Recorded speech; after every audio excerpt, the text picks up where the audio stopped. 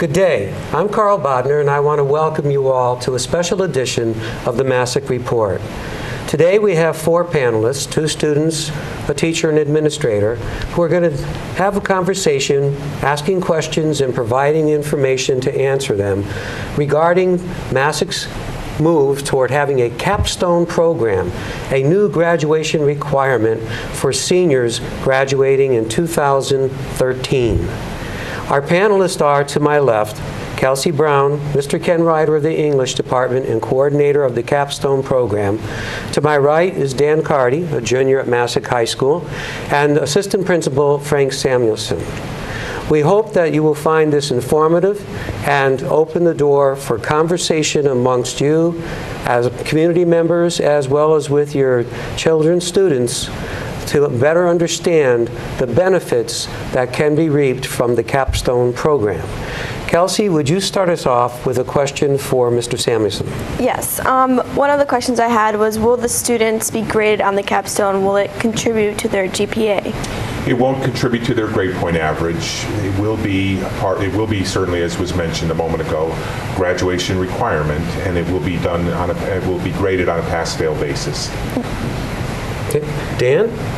My question kind of regards, the students, when they hear that they have another extra piece of workload that they have to put on their backs, I mean, not a lot of them look at it as, oh, yay, I mean, this is going to help me with my resume. They more look at it as like, oh, why are they making us do this? So I guess, since it's mandatory, instead of asking why we have to do it, what do the people at Masuk, the administrators, want to do to make it more enticing and make it more interesting for the students?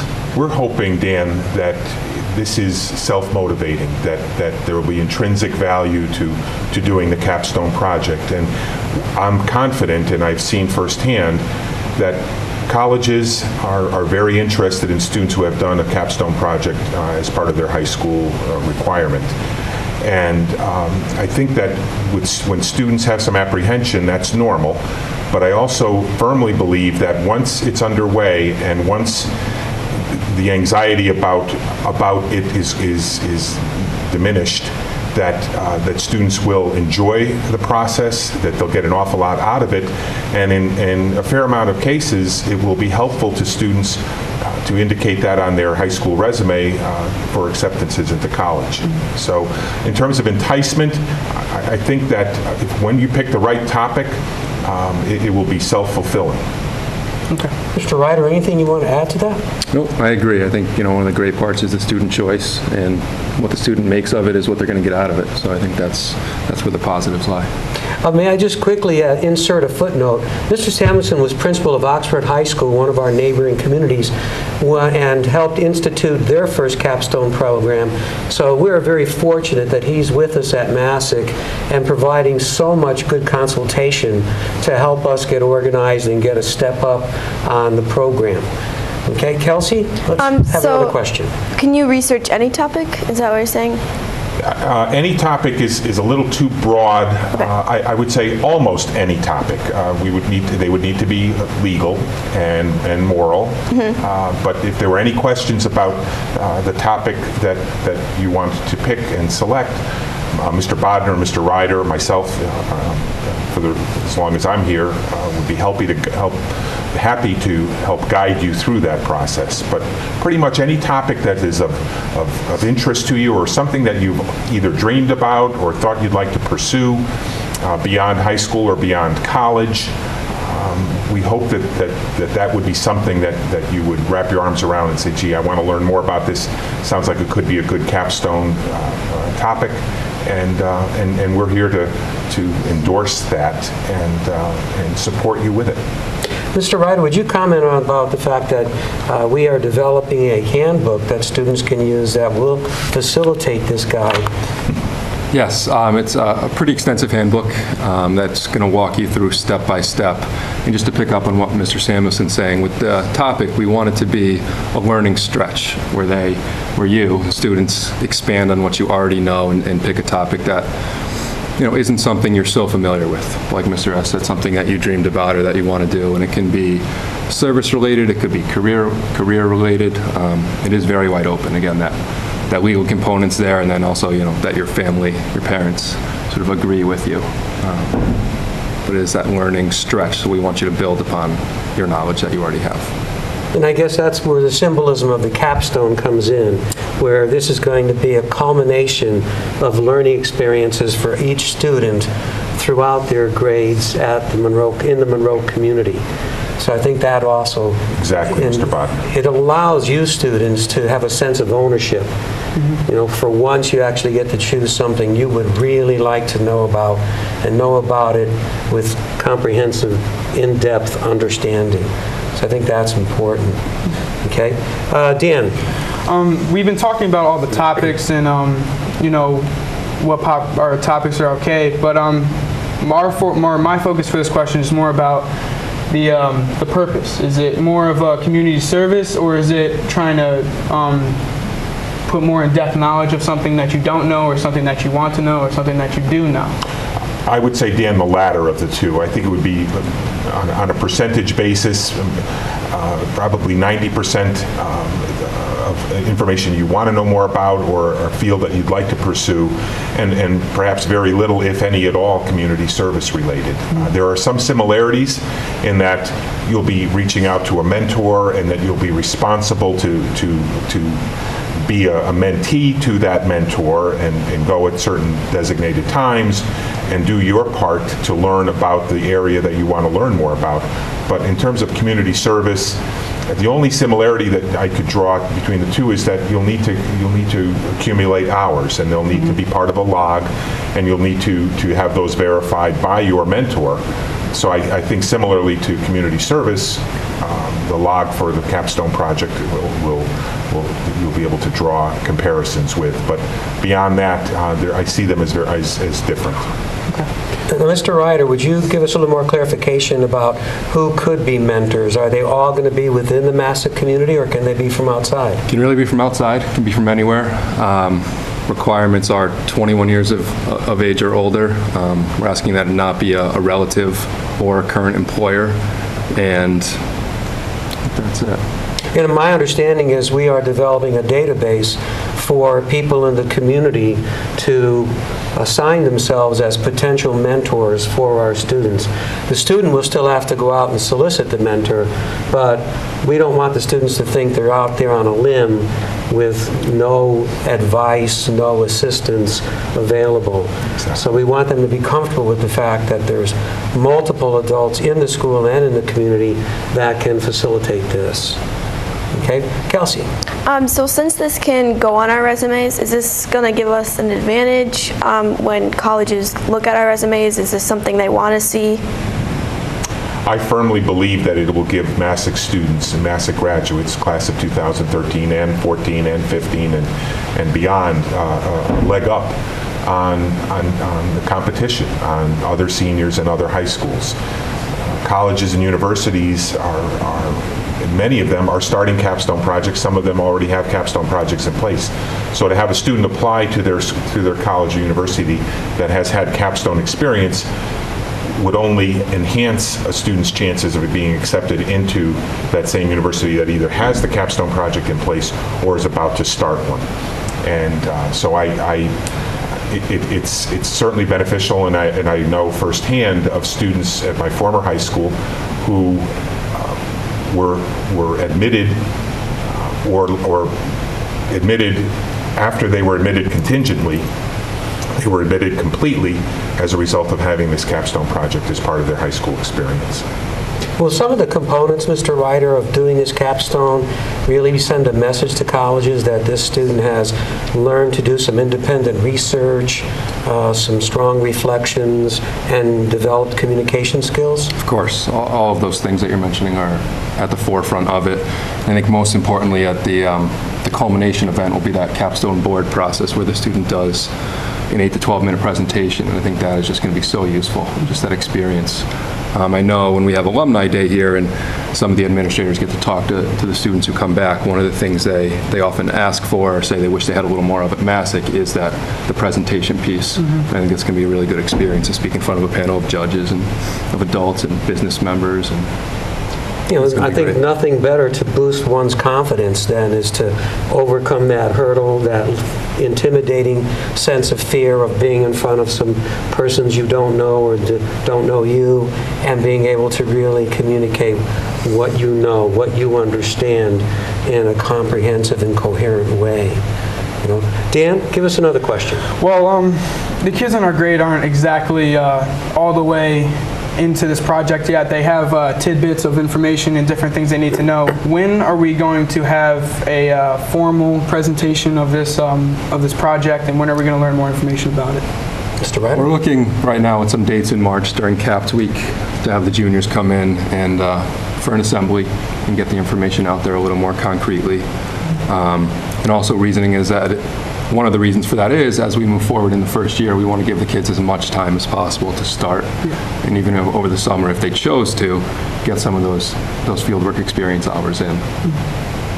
And I know I've heard Mr. Samuelson talk about the fact that it'll also reduce some of the stress you will feel as seniors in the fall.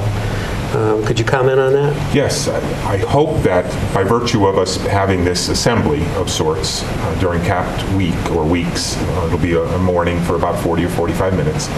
I hope that by having this assembly, that you'll be able to begin to process the topic and then begin to think critically about the type of mentor or a person who could be a mentor for the topic you're selecting.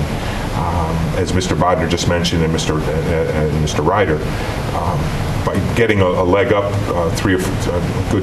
almost 3 months before the last day of school, now you're well underway, and you could even begin doing some of your log hours over the summer months.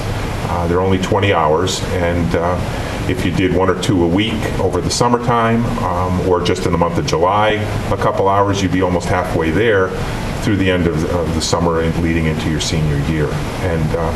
And one of the things we're going to have at the assembly is I've asked a couple former students who are now college, one is a college freshman, one is a college sophomore, to come to Masuk High School and to talk to the junior class.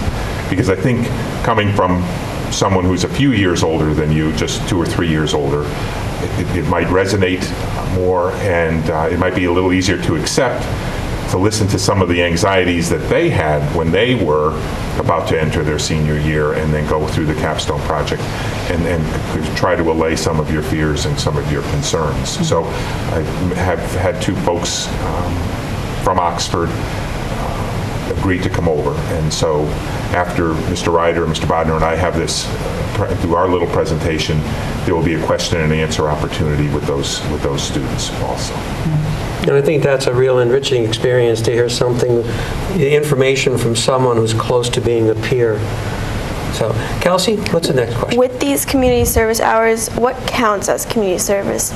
Interviewing your mentor or actually putting forth effort on the project? What counts as community service for it? It really isn't a community service component, Kelsey. It's more of a log of time spent with your mentor. Certainly an interview with your mentor or just observing your mentor. Anytime you're in proximity to your mentor or speaking to your mentor on the phone, we wouldn't want it to be 20 hours of talking to your mentor on the phone. That should be a very small percentage of your 20 hours. But you can begin to, as long as they're legitimate hours and your mentor agrees that it's in a mentor-mentee kind of relationship and they'll sign off on it, that's a critical part, that the mentor will sign off on the log hours. And if that person doesn't agree that such and such an hour or such and such a day could qualify or should qualify as hours, then it's their right and prerogative not to include that as part of your log. So at the root of it all, it's sounding more and more like, to me, as though we're talking about an experience which is really at its core scholastic. And we're trying to get people to be independent thinkers, inquiry learners, someone who's out there and taking in pride in what they're able to do, what they're able to investigate. And this also will open their eyes to what their potentials are, what aptitudes they have. And it might help them reassess the direction they think they want to go. One thing that might happen is they may say, I thought I was really interested in this, and now that I've researched it, I find that I'm not. That's very positive, and it's nice to find that out early. Dan? Well, we've been talking about mentors, but since Mr. Ryder said it can't be a relative or an employer, I was already talking to one of my employers about, maybe shadowing him. But now I guess the question is, how do we find our mentor if it can't be someone that we know already? Like, how do we go about, do we just go about the community and like talk to people, or is there like emails and things like that? That's a very good question. Mr. Bodner has done a lot of, I guess, groundwork, going out into the community, meeting with people, letting them know. He wrote up a business letter that he was sending out to all the Monroe business leaders. He spoke at, tomorrow is the Senior Citizen Center. So people, just generally raising awareness, so people will know, at least in Monroe, that you might be coming in. We want the focus to lie, or the onus to lie on the student. We are compiling a database to have for students to fall back on if they are struggling. But we do want you to go out and make those contacts and work in those interpersonal relationships and find those people on your own, if possible. Sometimes it could be a family connection. Your mom or your dad may have someone in their place of employment that would also be interested in volunteering. Or we have faculty here at Masuk who not only have signed up themselves, but their spouses have signed up. And so if they're a student interested in civil engineering or chemical engineering, here we'll have that name in the database. Doesn't mean it's the person you have to use, but at least there's some place to look for some potential resources. And Mr. Ryder and I and Mr. Samuelson, we are going to continue working to reach out to the community. We've put information in the Monroe Patch. We're going to put a second following up on that in March. So we're making our efforts to try to make this as plausible and workable as possible. A lot of respect for you students. Okay, Kelsey?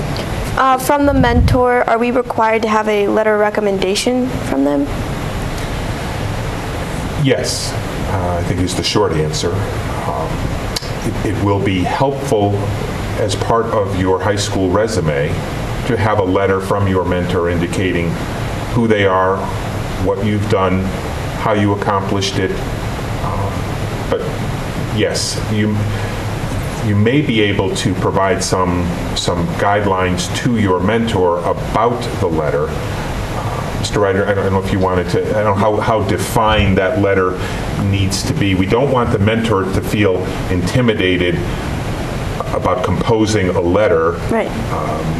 And so I think it's more important, I think I speak for Mr. Bodner and Mr. Ryder when I say that I think it's more important that a mentor be a true mentor as opposed to a writer or an author or something like that. And that could be an intimidating part. We don't want to intimidate any potential mentors by having them say, oh, I'd be happy to do this, but I'm not too crazy about writing a letter. So could you comment on that also? I think you said it pretty well.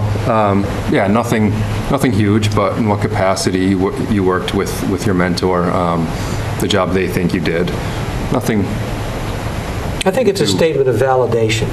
Yes. That you completed this under the mentor's guidance and fulfilled the expectations you had for yourself as well as the expectations the mentor placed before you.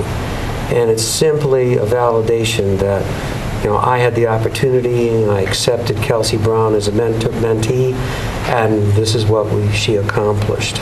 This was her interest, this is what she accomplished, and I verify that everything here is accurate. So something of that general nature. Does that make it more clear? Yeah. Okay, Dan? Well, the next question is, a little bit later, like when we're starting the project and we've already had our mentor and we've already gotten over the contact and everything. We're just wondering, me and Kelsey are wondering, what exactly does the mentor do for us? Do we shadow them throughout the day and write down things that we see, or do they let us get into what they're doing and help them with what they're doing, or is it just like a visual thing, or are we going to be hands-on and stuff like that? All of the above. Yeah, all of the above. I think it depends on your topic, exactly what your choice is. Some students might have a topic where they actually complete something and they bring that to their presentation and they show us what they did. Others might be more observational. But the hope is over those 20 hours that you get more intensive with your mentor and more hands-on as as those hours get on and you become more familiar with the topic and more comfortable with your mentor. So I'm assuming there'd have to be some negotiation on the part of the mentor and the mentee to come to that. And you'd have to, depending on the line of work, there could be variables that, such as insurance. Let's suppose I want to be a heating, ventilation, air conditioning mechanic. Well, depending on, and I get with Charles Edgerton's corporation in Monroe, his insurance would dictate, can I go out on a van with a mechanic? Can I just learn things from in-house? So there'll be different things. If I'm a local veterinarian is my mentor, then maybe I would be allowed more hands-on. So I think that it depends on the direction you're going, and we have to look at the full parameter of these things, if that makes sense. Okay, Kelsey? To clarify this again, so the mentor can or cannot live in town? May or may not. It depends on your topic, and if you can find someone in town, and the amount of convenience for you and to a certain extent your folks, if they need to bring you back and forth. But they can certainly be a Monroe business or resident, or it could be someone from Trumbull, it could be someone from Oxford, it could be someone from Newtown. I think we would strongly suggest that it be, try to, if you could, have it in close proximity, Right. so that it's not problematic to get back and forth. And if you don't have your own car, it doesn't become a problem for your folks to have to bring you back and forth after their work day or during the summertime when they may be at work, or after their work hours and family time after the dinner hour. Right. Dan? Well, I was just wondering, I have no clue about some of the things on here, and one of them is the letter of intent that students must complete before starting the project. I just need some background information on it and what it is. Letter of intent is, it's going to help the coordinators really get a good picture of what you plan to do. It's your topic, how you plan to fulfill your hours, how it's a learning stretch for you as a student and as a citizen of Monroe. It's really it. Topic, how you plan to meet your hours, who your mentor is, how it fits a learning stretch. And we also have some civic and community expectations that we want you to, and academic and social as well, that you're going to fit in there, that are really outlined in the handbook, how you can fill that out. There's a model letter. There's paragraph 1, here's what we want. Paragraph 2, here's what we want. So it is very well detailed for you as you There's a write it. template there. Yes. Great. Kelsey? What happens if a student does not complete this project? Well, it is a graduation requirement. So if a student does not complete it, their diploma will not be conferred until it is completed. So what that means, and there may be a very small percentage of students who had some challenges and some difficulty at the time of the Capstone boards, and they will receive something. They won't receive a failing grade per se. They'll receive something called a not yet, those two words. And all that states is that you need to do something a little bit more and beyond, and you won't have to guess what that is. That will be very explicit, and then you'll have an opportunity to present again, not to the same people that you originally did it with, but with a subgroup, another Capstone board group of individuals, and then you'll have an opportunity to present it a second time. And highly unlikely, but if there's still some challenges left, you'll have an opportunity to present it a third time. But the not yet is just that. It means not yet. There are no red Fs on the paper, and you'll be at Masuk High School for the rest of your life kind of thing. It's truly a. And I think that students need to recognize that there are some challenges involved, but this is set up for success. Not every which is going to get a pass immediately, but any challenges that are presented, Mr. Bodner will assist with, Mr. Ryder will assist with, some of your other teachers will, the administrators will, to the extent that they can and that their time allows. But please try not to be focused on the downside, because that will be, if at all, a very small percentage of youngsters, and they'll have ample opportunity to correct anything that is a shortcoming. Dan? Well, this is more like a specific question, like a more in-depth one. how exactly are we going to be documenting our field work? Are we going to be like, I was here for an hour, or is it going to be, I was doing this here, like a journal entry, or is it going to be both? It's going to be both. There's going to set up, there's 3 separate journal entries that you're going to be completing. One's called Getting Started, how you came up with your topic. The second one will be hours 1 through 10 of your field experience, and then it'll be hours 11 through 20. And then, as Mr. Samuelson mentioned earlier, there's going to be that fieldwork experience log where you document what you did that day, your hours, and at the end of your experience, your mentor will sign off on that. Okay. So a little of both. Okay. Kelsey? So at the end, when the students are done with their project, how are they going to go about presenting this project? To who? How are they going to set it up? Well, there are specific requirements in terms of attire and presentation format, in use of technology and eye contact and question and answers, but succinctly, there will be in a classroom a panel of 5 or 6 adults. Some of them will be current teachers, some of them may be former teachers at one of the elementary or middle schools, or middle school. It could be people in the community, could be senior citizens, some of whom may have some background knowledge in the area that you're presenting. But remember, you'll be presenting with 5 or 6 classmates, one at a time, and it's highly unlikely that there will be judges that will have background information in each one of your 5 or 6 areas. So these will be sensitive, thoughtful, caring adults who are there to provide you with some feedback and to just give you practice in presenting in front of people that you may not be completely comfortable with in the context that they're not family members, they're not dear friends, they're not relatives, they're strangers, so to speak, the people that you may just not know, but they're in the room because they want to see how a Masuk High School senior has prepared himself or herself for college or the world of work, and how ready they are for that next step in their lives. And so they're not there to be overly critical, they're there to give you feedback, and people who were genuinely interested in this project. Mr. Ryder, just to help out a little bit more here, am my understanding correct that in our handbook we will have rubrics that the students will see so they'll know the specific expectations at each step along the way in developing their field work, their research, and organizing their presentation. Is that correct? Yes, as well. There's a rubric for the journal, the reflection paper, which comes in the middle, and then there's a separate rubric for the board presentation. And we want to clarify that a student can't just come in and do a 10-minute PowerPoint. You know, we want to have that face-to-face communication skill. So there'll be time restrictions on how much technology you can use. Okay, Dan, one. Well, Mr. Samuelson mentioned attire, and I was just wondering, do I have to show up like you guys with the nice shirts and the ties, or can I show up with a t-shirt like I have now, like be comfortable? We have ties, we'll let you borrow.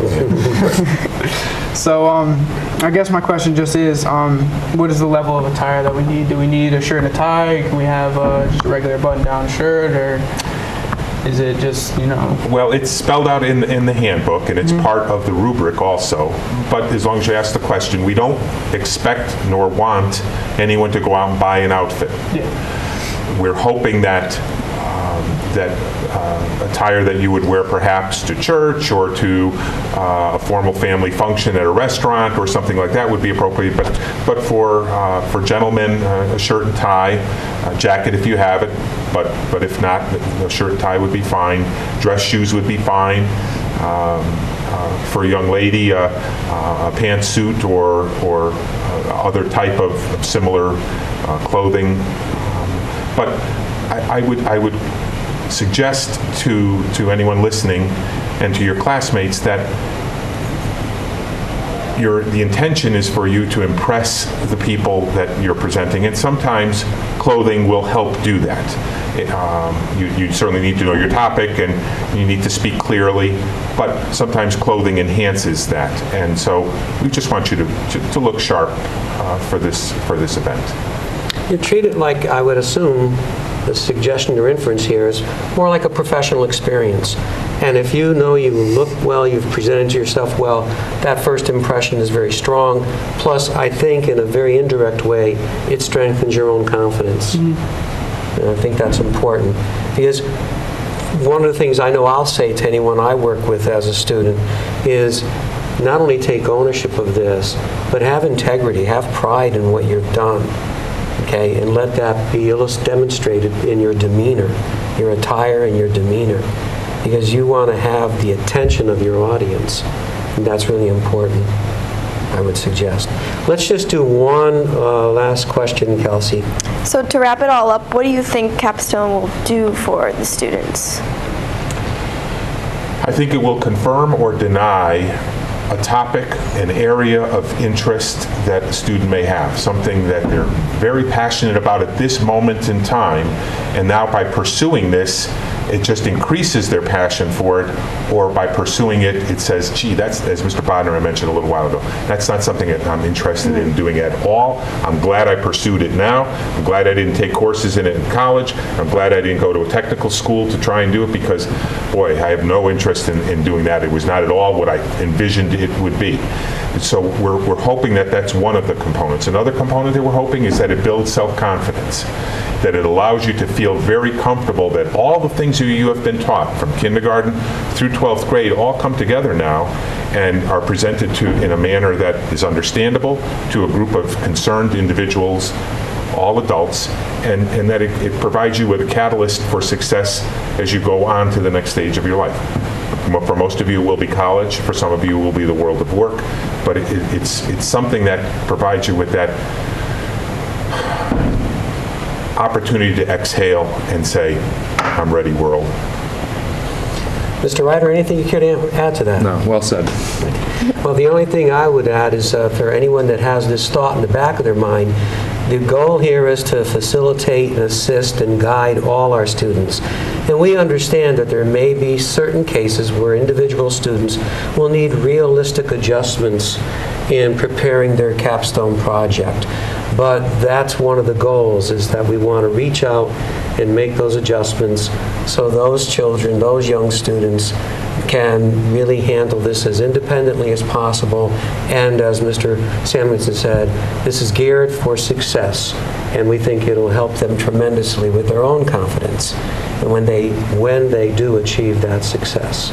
So at this time, I want to thank our students, Kelsey Brown and Dan Carty. I want to thank Mr. Ryder and Mr. Samuelson for joining us. I hope this enlightens our audience a bit, and please feel free, if you have questions, to communicate with us at the high school, and we'll do our best to make the understanding of the Capstone project for Masuk High School to be clear, meaningful, and successful. Otherwise, we wish you a good day.